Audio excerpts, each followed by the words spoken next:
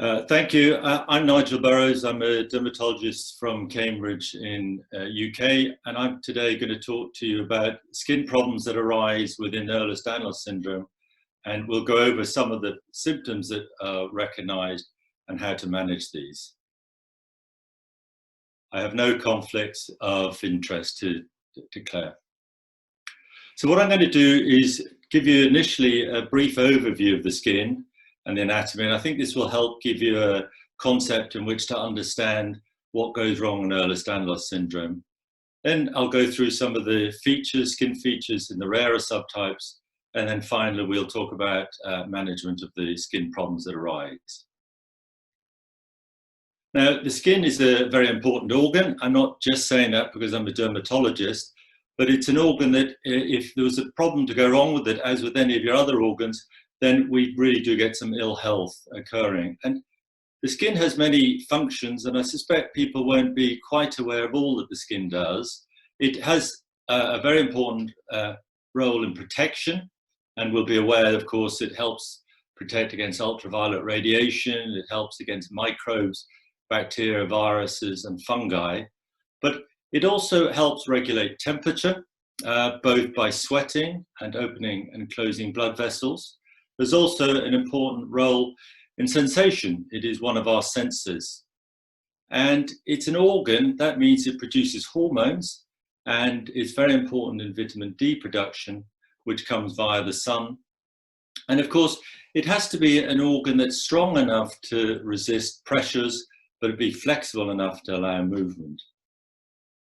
And if we delve deep into the skin and look at the different layers, this will help us understand what goes wrong in Ehlers-Danlos syndrome. I think it's simplest divided up into three main layers. We've got the top layer, which is the epidermis. This is the barrier, which helps protect against the outside. We have the middle layer, the dermis, where a lot of the texture and strength of the skin comes from. And then underneath this, we have the fatty layer, the adipose tissue, which gives us the insulation. And I want to just focus very briefly on this dermis, this layer which gives integrity and strength to the skin. And within this dermis, there are three main components. There are plenty of other components, cells, blood vessels, nerves, and so on. But the three components that make up the structure of the skin, called the extracellular matrix. And in these, there's collagens, and it's collagens that go wrong in Ehlers-Danlos syndrome, and we'll come back to that. We have elastic fibers, which, as the name suggests, gives elasticity to the skin. And then there's a whole group of compounds, which I won't go through, called ground substances. But with increasing knowledge, we're beginning to realize that some of these also go wrong in EDS or Ehlers-Danlos syndrome. Now, the collagens are perhaps the most important in EDS to understand, and there are many, many types in humans. In fact, to date, there are 28 types now. Not all of these are found in the skin, but in essence, collagens are like ropes made up of three chains, they're called the alpha chains, and they wrap around each other in what's called a helical manner. And what that does is gives real strength to these proteins. And they're very abundant in the skin. If you dry the skin out, then they're about 80% of the whole weight of the skin is due to collagens, that one protein type alone. And these proteins, as I say, have a really important role in providing integrity to the skin. And as you can see, if there's a problem with providing resistance to torn by stretching, i.e. tensile strength, then we're going to get problems as occur in EDS. And I sometimes like to think of collagens like scaffolding, where you can have this mechanical structure keeping things together. I mean, this analogy isn't perfect because scaffolding is very rigid, whereas collagens are able to move. And the skin in EDS has been recognized as being an important feature for many, many decades, in fact centuries. And it was in the mid-1600s that there was the first description of stretchy skin, otherwise known as hyperextensible skin, associated with a patient that was thought historically now to have been one of the earliest reports of Ehlers-Danlos syndrome. And we now know that in the 2017 classification, the number of types that have been identified, I've listed here in blue. I've added in another type, the AEPB1 type, which has been recognized since this classification in 2017. But The purpose of this slide is to show that they are all interlinked in terms of what happens with the skin. To varying degrees, they will have hyperextensible skin, scarring and bruising in these individuals. There are additional features that occur that give us extra clues for clinicians as to perhaps what type of EDS we're dealing with when we're trying to work out the different subtype, and I've listed some of those on this slide. The three I've collected together have very similar skin features to do with classical EDS, except the classical, like EDS, gets its name because it has many features similar to classical EDS, except without the scarring. And that's something that can sometimes confuse people. But if we look at classical EDS, these are the diagnostic criteria from 2017 published that help us as clinicians work out whether a patient could have classical EDS. And I've highlighted in bold all the skin features. You can see that the majority of features that make up the diagnostic criteria for EDS, classical type, are skin. And I want to go through some of those features with you, if I may. The frequency of these skin changes is highlighted by this paper from Italy, and you can see that scarring and hyperextensible skin are the most common features in classical EDS. So, hyperextensible skin, that means stretchy skin, so skin that stretches beyond what it should do when you pull it. And here's an example here, and I'll show some other examples. So in this panel, we can see someone stretching over the elbow, the neck, the forearm, and the knee. And those numbers, 3 centimeters and 1.5 centimeters, represent the distance that the skin is pulled. And if it's this or more, we would suspect classical EDS. Hyperextensible skin does occur to varying degrees in different types of EDS. So the 3 centimeter rule at the elbow, 1.5 centimeter rule at the forearm, just apply to classical EDS. What about skin fragility?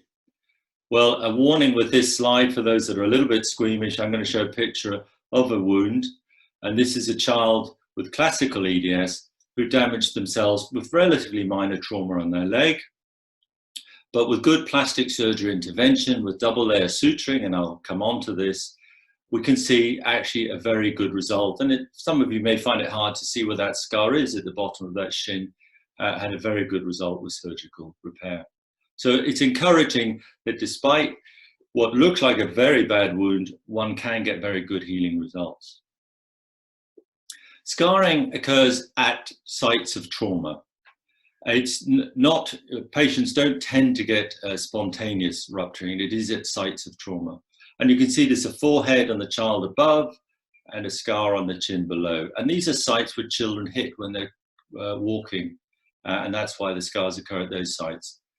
We also see scarring over the shins, and the panel on the right shows this horseshoe-shaped scar or fish mouth scar, and they're very typical appearances of the scars you see in EDS. There are different types of scarring, and you may hear some of these terms mentioned by your clinician. Atrophic means thin scar. The other terms that you may hear are cigarette paper scarring or papyraceous scarring. They all refer to scarring that's thinned. But in a small percentage of individuals with EDS, you can get thickened scarring, what we call hypertrophic. So this is where scars are raised above the surface of the surrounding skin. And a lot of clinicians won't be aware of this type of scarring. It may put them off making a diagnosis of EDS, but it is just one of those entities that we do see in a small percentage of patients with EDS.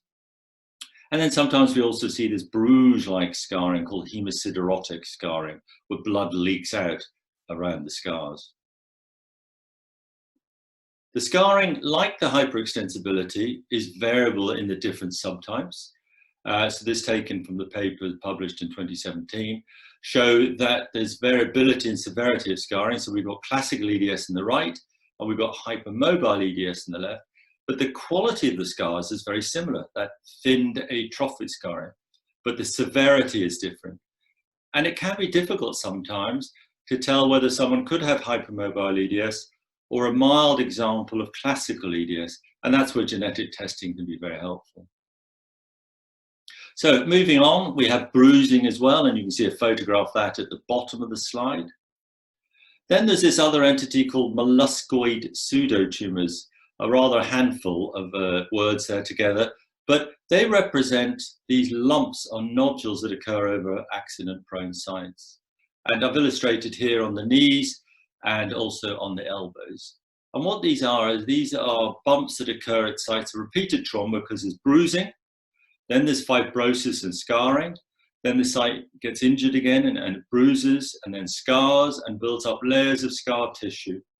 We try and leave these alone if they're not bothering the patient. The reason being is they are very difficult sites to operate on, as you can imagine, over joints. But if they have to be removed, they can be. But if they're small and asymptomatic, i.e. not causing any problems, then we would leave them alone. Now, where does the term pseudotumor come from? Well, it's mimicking a tumor, a growth, but it's a pseudo because it's not a real tumor. And molluscoid comes from the appearance of a mollusk that you may see along the beach. So hopefully that sort of makes sense where that term comes from. It's a descriptive term. Then the last bit on the skin I want to mention is subcutaneous spheroids or spherules. Spheroids and spherules are different shapes, but they're very similar. Football versus a rugby ball, depends which country you're in. I'm talking about the UK. And here's an X-ray of a lady with classical EDS. It's her lower leg, so you can see the two bones there, the tibia and fibula. But within the soft tissue, which is the sort of grey area, you may just appreciate those little white flecks. And what they are, they're calcification or chalky buildup in fatty layer, the adipose layer. And they occur because the fat layer has been traumatized, because the skin overlying isn't protecting it so well. They get little bleeds in the fat layer and then they calcify. They're of no medical concern. And the only reason I mention them is some people may be aware of these little pea-sized lumps along the forearm and down the shins, and they're nothing to be alarmed about. Sometimes they become quite palpable and quite clear to see, and this is an unusually large one, this picture taken from the literature. Some additional skin changes I just wanted to briefly mention that aren't in the classifications of EDS, but patients will often note, and it can be quite bothersome, is lax skin. And it obviously doesn't cause any symptoms, but the appearance can be quite troublesome for some individuals.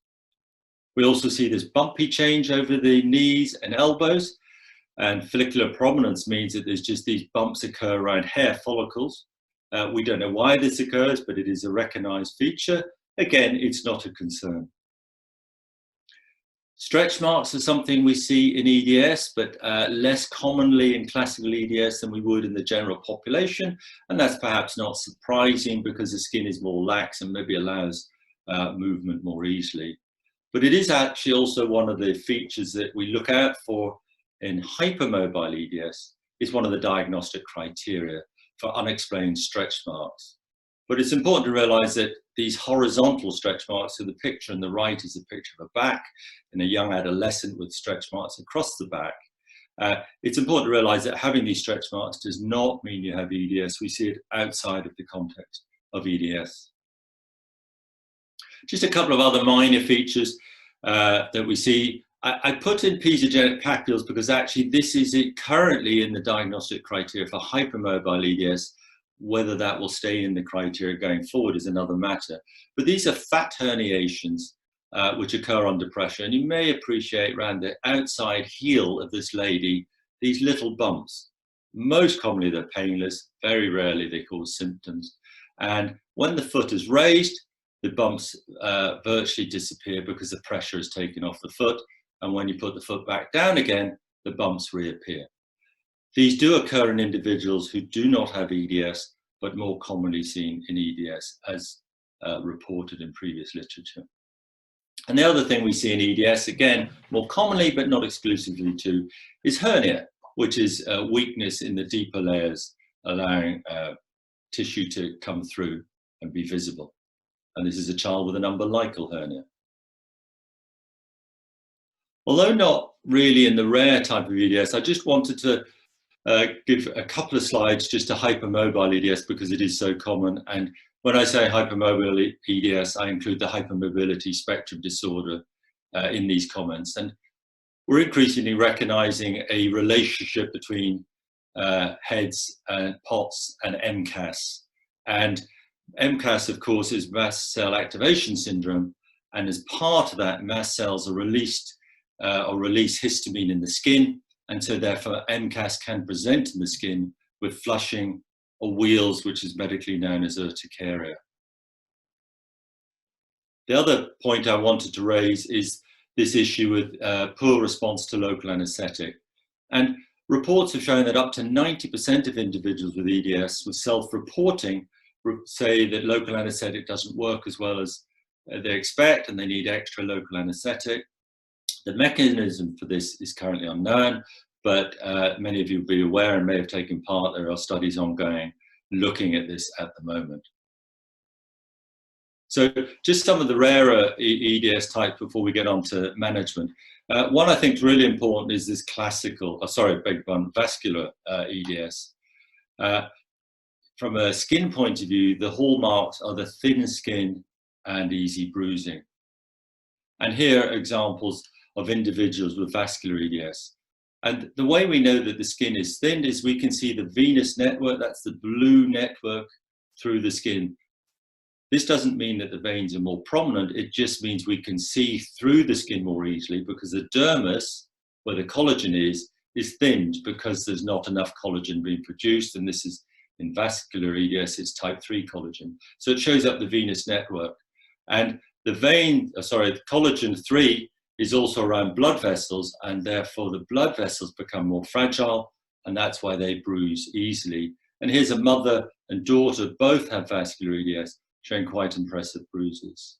So whilst bruising can occur in all types of EDS, particularly in vascular EDS, it's very prominent.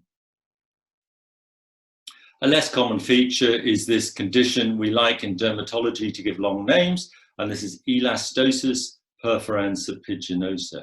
This is a sort of circular rash where it's rough on the surface, and what the body's doing and what the dermis is doing, it's pushing out elastic fibers through the skin out into the open air, as it were.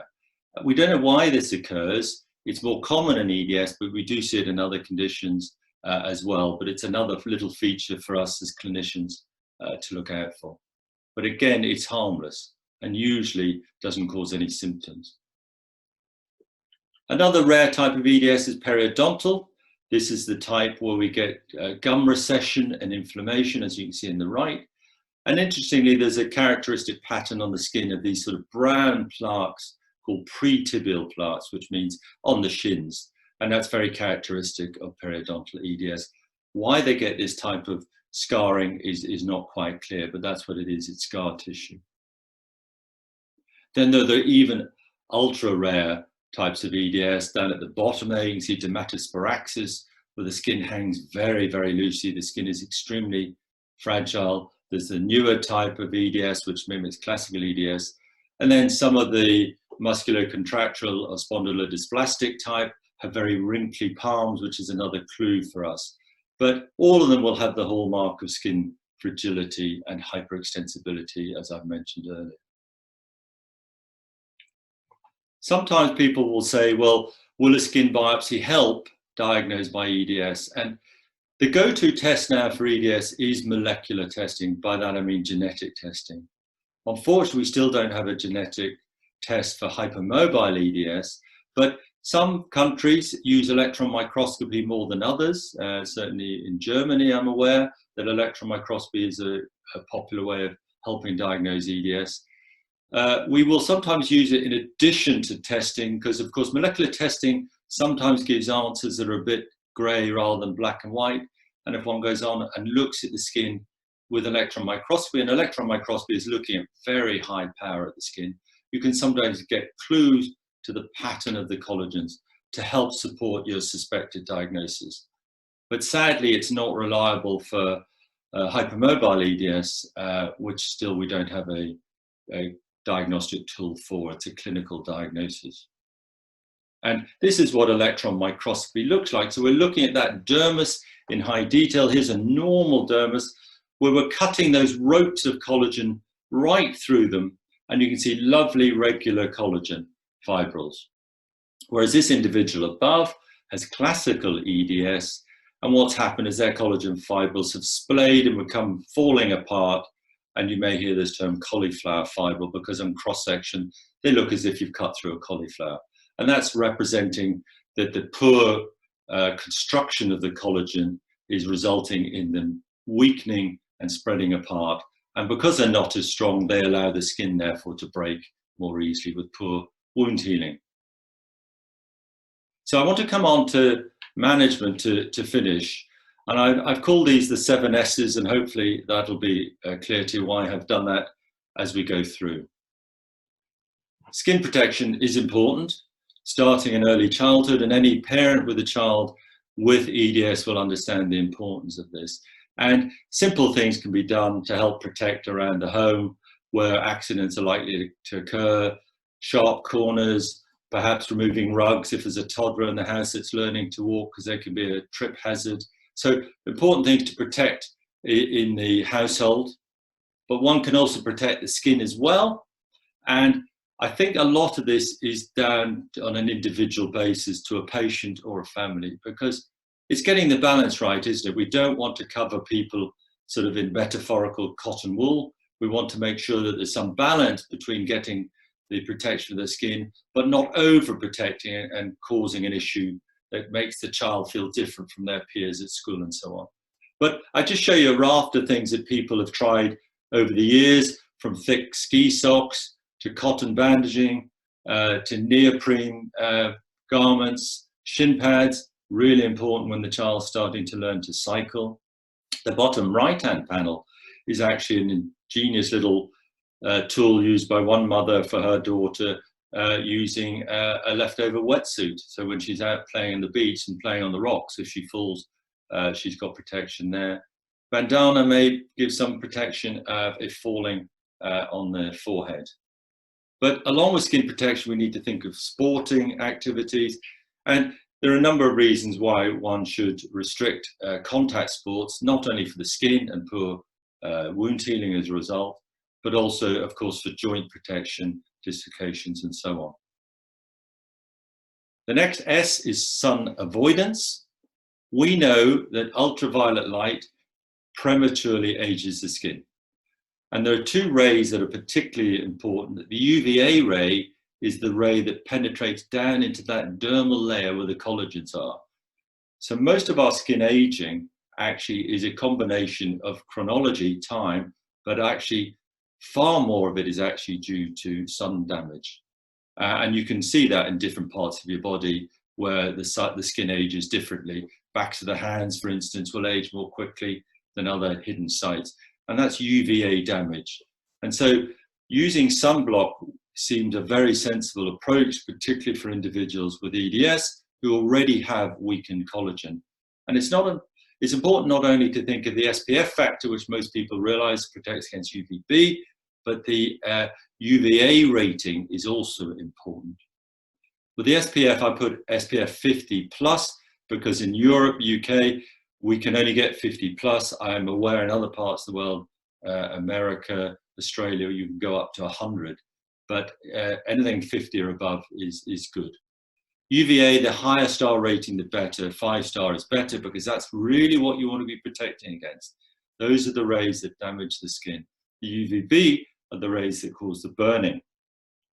And increasingly, a number of manufacturers are making clothing which have UPF, ultraviolet protection factor.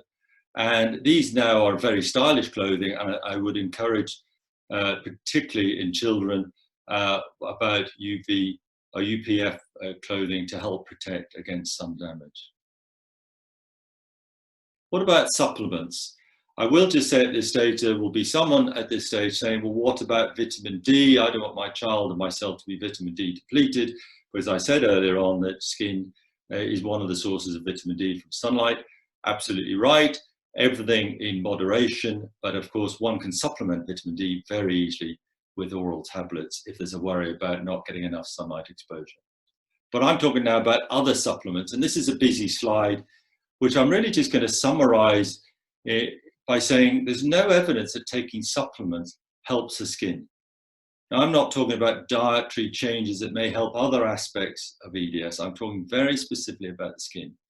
And quite a lot of patients will say to me, should I take collagen supplements? And you can see the logic of that. If there's a problem with their collagen, then why not take more collagen?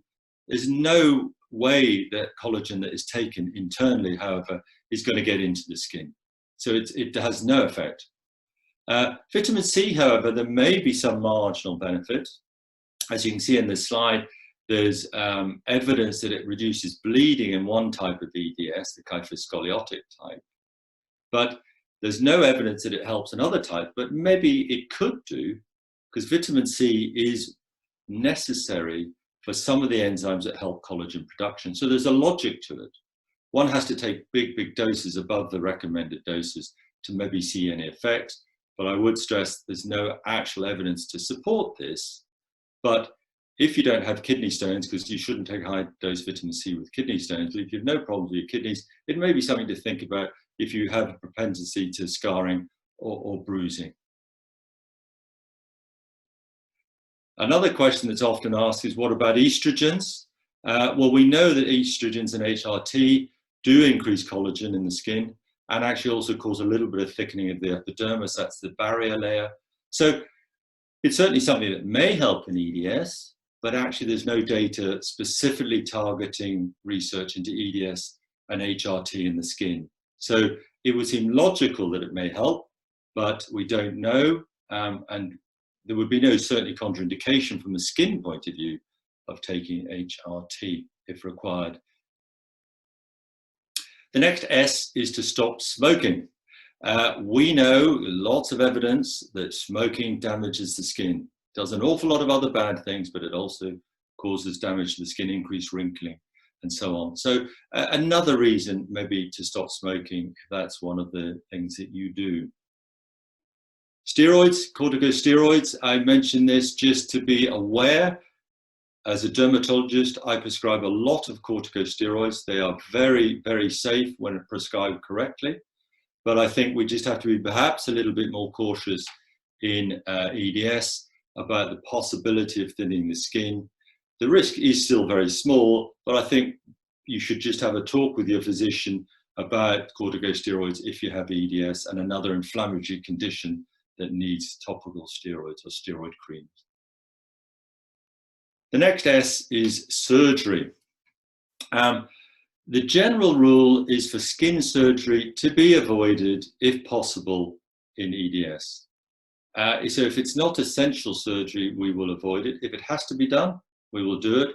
But the certain types, classical, vascular, kyphoscoliotic, certainly are more prone to this skin fragility and bruising and also internal organ bleeding for some. So we always have to think, is there another way we could treat that condition without surgery? But of course, surgery cannot always be avoided. So if one's talking about skin surgery in this instance, the general advice is to keep sutures in twice as long as you would normally in that site.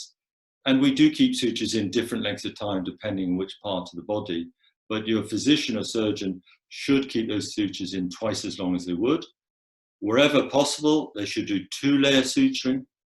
That means sutures deep in the skin as well as a top layer. And we also add steri-strips, which are the sticky strips, over the top of the wound. And when the stitches are taken out, the steri-strip should be kept in, should be reapplied after the surgical procedure, just to continue to give good strength to that healing wound. A very simple way that I sort of think about management of surgical or non-surgical, I should say traumatic wounds, is if it's very small and a clean cut, you might get away with thick steri-strips and glue. If it's deep, jagged, irregular, larger, then you're going to need suturing. Don't rely on glue and steri-strips, it won't hold. Facial injuries, my default is to recommend suturing wherever possible. Why? Well, you saw that good result in that child earlier I showed you on the leg. Of course, it's not always possible. You may have an injury in a child that won't tolerate local anesthetic. It may be a very small wound. It might be very easy to close it together, not under too much tension. But if there is tension, I think the default should always be, I will suture this unless there's a reason not to. And that's my personal practice for patients and advice for facial wounds. I often also get asked about cosmetic procedures in patients with classical EDS, and I think, you know, one should try and avoid these if at all possible. It's a similar principle, as I said earlier, with surgery, because a lot of these procedures do run the risk of scarring. Lasers generally should be avoided, but there are certain lasers that would be okay, and those particularly the vascular lasers, but it's a really important discussion to have with your laser physician or surgeon, whether you should go ahead and not. But the general rule is to avoid lasers and cosmetic procedures if possible. And then the last of the 7 S's is just sticky adhesives, and this is really sort of a little footnote. I've had some patients with very fragile skin that have had trouble with some of the sticky medical adhesives over wounds, and therefore there are alternatives. There's lots of silicone and other preparations, non-adhesive dressings that can be used. And if you do have to use a sticky dressing, one can buy medical adhesive removers to help reduce the trauma of taking off those sticky bandages. So just something to be aware of. So I'm going to finish there. I hope the overview of the skin anatomy was helpful to give you an idea of why we're seeing what we see in the skin with damage to the collagen and other extracellular proteins. I've given you an example of some of the commoner and less common features that we see in the rarer EDS subtypes, and spend a little bit of time giving you some thoughts about management. And I'd like to thank patients and families with EDS who've given permission for me to use their photographs with this talk. Thank you.